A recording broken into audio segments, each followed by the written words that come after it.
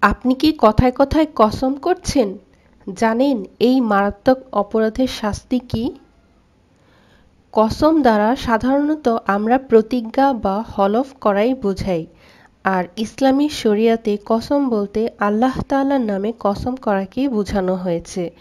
আল্লাহ তাআলা ব্যতীত অন্য কারো নামে কসম করা শিরক বা কুফরি।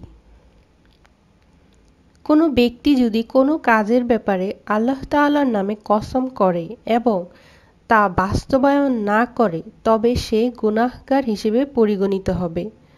কসমকারী ব্যক্তি কসম বাস্তবায়ন না করলে ওই ব্যক্তিকে কসমের কাফফারা দিতে হবে। তাছাড়া ইসলামী শরিয়াতে কসম করার নিয়ম রয়েছে। কসমের শব্দগুলো হবে এমন: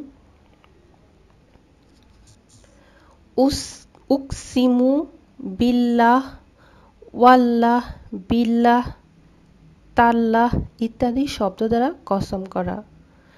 আল্লাহ তাআলার নামে কসম করা।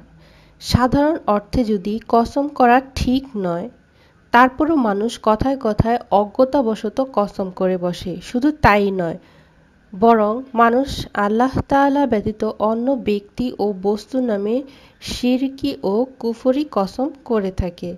যেমন বলে থাকে যে, পশ্চিম বা কাবার দিকে মুখ করে কসম, মসজিদে গিয়ে বা স্পর্শ করে কসম, ছেলেমেয়ের নামে বা স্পর্শ করে কসম, মা-বাবা সহ অন্যান্য গায়রুল্লাহর নামে কসম, যা শিরক ও কুফরি কাজ।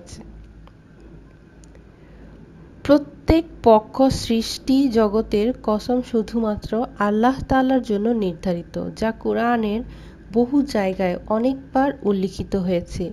অথচ মানুষ সৃষ্টির কসম করে থাকে। একান্ত প্রয়োজনে যদি কসম করতেই হয় তবে কসম করতে হবে ইসলামী রীতি অনুযায়ী শুধুমাত্র আল্লাহ তাআলার নামে। জিন, ইনসান তথা গায়রুল্লাহর নামে কসম করা কুফরি তথা শিরকে আসগার বা ছোট শিরক।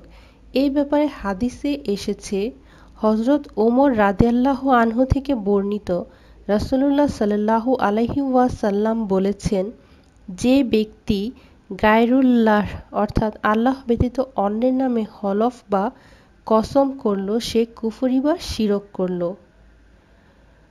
যদি কোনো কারণে কসম করতেই হয় তবে শুধুমাত্র আল্লাহর নামেই কসম করা উচিত।